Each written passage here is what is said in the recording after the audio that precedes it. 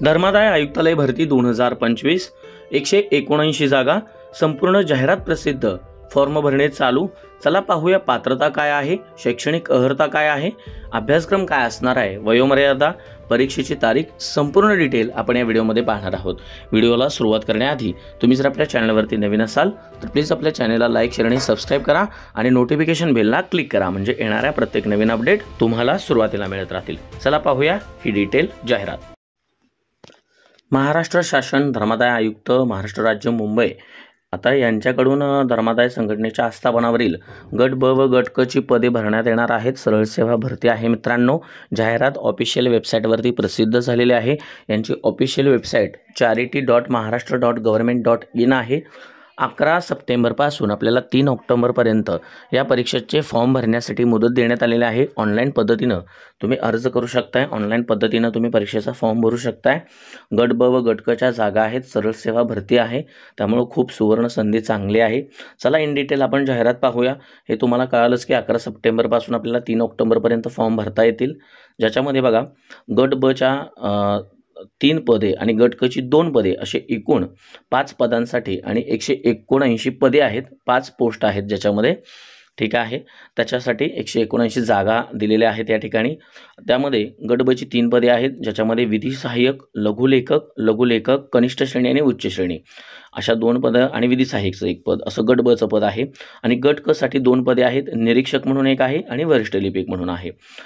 सगळीच चांगली पदे आहेत। टोटल 179 पदे आहेत, ज्याच्यामध्ये गट ब मध्ये विधी सहाय्यकसाठी 3 पदे आहेत, लघुलेखक उच्च श्रेणीसाठी 2 पदे आहेत, लघुलेखक कनिष्ठ श्रेणीसाठी 22 पदं आहेत, निरीक्षकसाठी सगळ्यात जास्त पदे आहेत 121 पदे आहेत आणि वरिष्ठ लिपिकसाठी 31 पदे आहेत। ऑनलाईन अर्ज भरण्यासाठी तुम्हाला सांगितलं मी 11 सप्टेंबर ते 3 ऑक्टोबरपर्यंत मुदत आहे।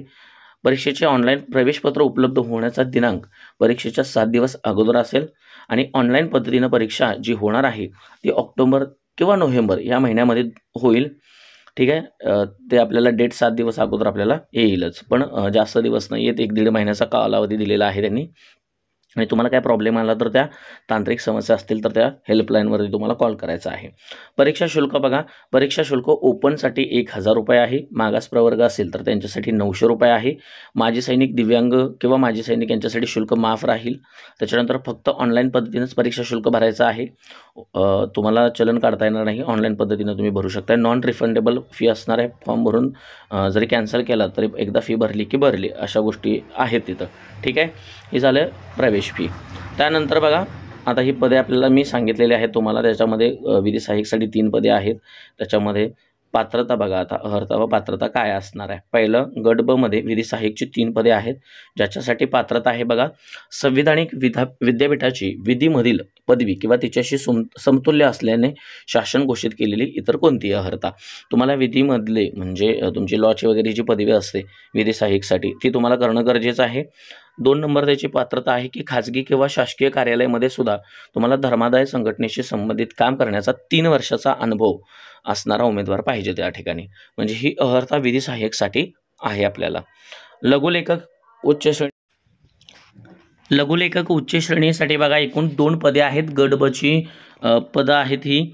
त्याच्यामध्ये तुम्हाला पात्रता बघा, माध्यमिक शालांत परीक्षा उत्तीर्ण पाहिजे, 10वी पास पाहिजे तुम्ही। त्याच्यानंतर लघुलेखनाचा वेग जो आहे तो किमान 120 शब्द प्रति मिनिट आणि इंग्रजी टंकलेखनाचा वेग किमान 40 शब्द प्रति मिनिट किंवा मराठी टंकलेखनाचा वेग 30 शब्द प्रति मिनिट अर्हतेचे शासकीय वाणिज्य प्रमाणपत्र धारण केलेले असावे। आता याच्यामध्ये तुम्हाला हे जर नसेल, समजा लघुलेखनाचा वेग जर 120 शब्द प्रति मिनिट आणि इंग्रजी टंकलेखनाचा वेग किमान 40 शब्द प्रति मिनिट किंवा मराठी, म्हणजे याचा अर्थ काय, तुम्हाला टॅली टाईप लघुलेखनाचा 120चा तर पाहिजेच, त्यासोबत 40 किंवा 30 मराठी हे तुम्हाला लागणार आहे, ठीक आहे। याचा असा अर्थ होतो।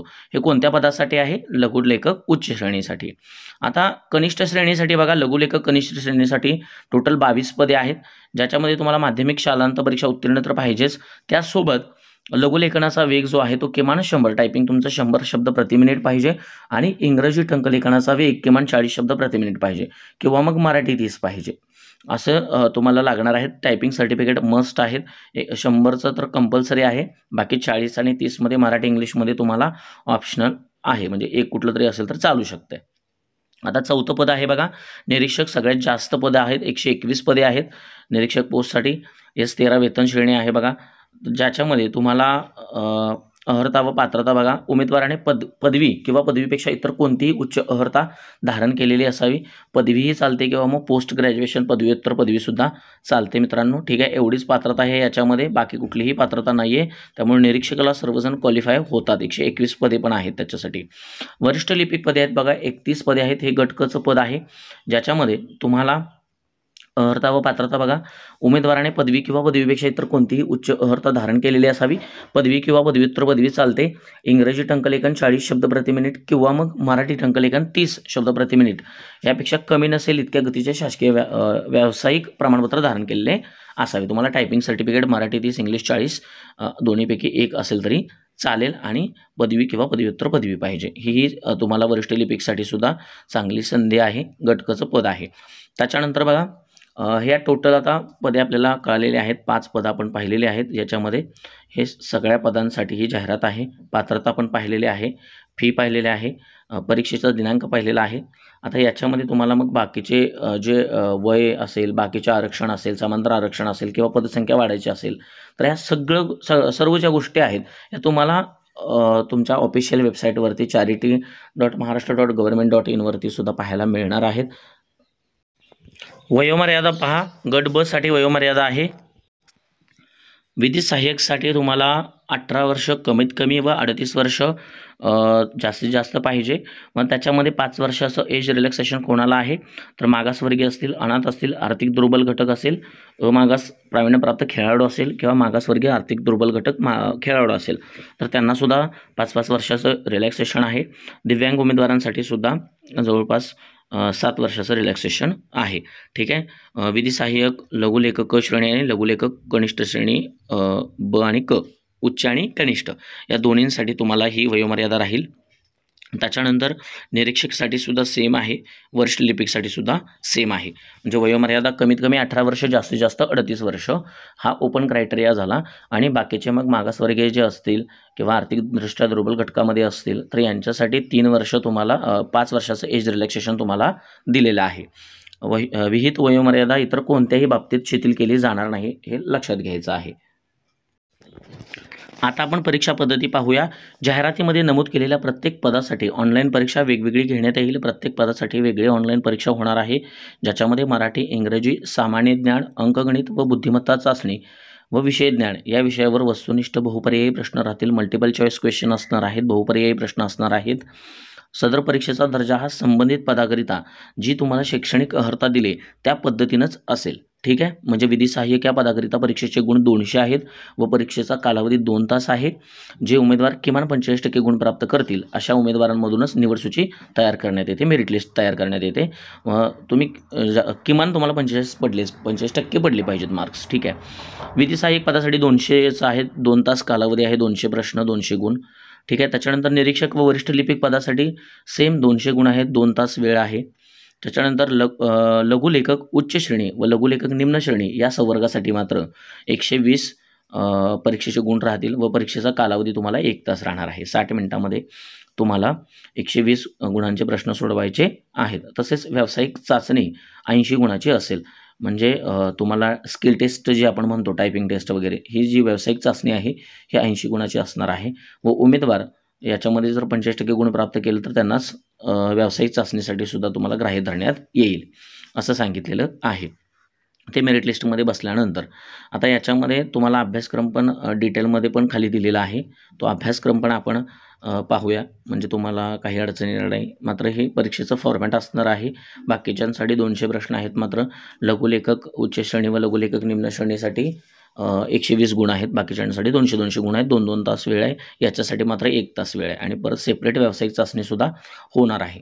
ठीक आहे, आता जाहिरातीमध्ये जी नमूद केलेली परीक्षा आहे याच्यासाठी तुम्हाला हॉल तिकीट 7 दिवसाच्या आत उपलब्ध होतील म्हणून सांगितलेलं आहे. ऑक्टोबर-नोव्हेंबरच्या दरम्यान परीक्षा होईल हे सुद्धा सांगितलेलं आहे. चला आता आपण अभ्यासक्रम पाहूया. लघुलेखक उच्च श्रेणी, लघुलेखक कनिष्ठ श्रेणी, निरीक्षक व वरिष्ठ लिपिक या सर्व पदांकरिता परीक्षेचा अभ्यासक्रम समान आहे बघा. मराठी आहे, इंग्रजी आहे, ओकॅब वगैरे ह्या गोष्टी आहेत. बुद्धिमत्ता चाचणी आहे, सामान्य ज्ञान आहे ज्याच्यामध्ये इतिहास, भूगोल, राज्यशास्त्र, ठीक आहे, सामान्य विज्ञान, चालू घडामोडी या सर्व गोष्टी असणार आहेत. आणि रिझनिंग पण असणार आहे ज्याच्यामध्ये तुम्हाला एक 12 पॉईंट दिलेले आहेत. ॲनालॉजी सिरीज आहे, सिमिलरिटी डिफरन्सेस आहेत, ठीक आहे. आणि विधीसाठी म्हणजे जे एक पद राहतं आपलं विधी सहाय्यक गट बचं, याच्यासाठी तुम्हाला हा सिलेबस आहे, ठीक आहे. हा अभ्यासक्रम दिलेला आहे. तुम्हाला सगळे ॲक्ट करायचे आहेत. इंडिया कॉन्ट्रॅक्ट ॲक्ट आहे, ट्रस्ट ॲक्ट आहे, लिमिटेशन ॲक्ट आहे, ठीक आहे. बरंच जवळपास 29 पॉईंट आहेत. आपण अभ्यासक्रम पण डिटेल स्टडी करायचा आहे. अभ्यासक्रमांवरती मी विशिष्ट व्हिडिओ बनवणार आहे, वेगळा व्हिडिओ बनवणार आहे. त्यासोबतच त्यासाठी कुठले रेफरन्स वाचायचे वगैरे ह्या सगळ्या गोष्टी आपण त्या व्हिडिओमध्ये घेऊन येणार आहोत, ठीक आहे. ही संपूर्ण जाहिरात होती, संपूर्ण डिटेल्स आहेत. फॉर्म भरण्यासाठी सुद्धा चालू झालेला आहे. फॉर्म कसा भरायचा, काय फॉर्मॅट असणार आहे, या सगळ्या गोष्टी आपण फॉर्म भरायचं एक डेमो आपण एक व्हिडिओ टाकणार आहोत. फॉर्मचा डेमोसुद्धा लवकरच येईल. व्हिडिओ आवडला असेल तर चॅनलला लाईक, शेअर आणि सबस्क्राईब करा आणि आपल्या प्लेलिस्टमध्ये जाऊन उर्वरित व्हिडिओसुद्धा पाहायला विसरू नका. धन्यवाद.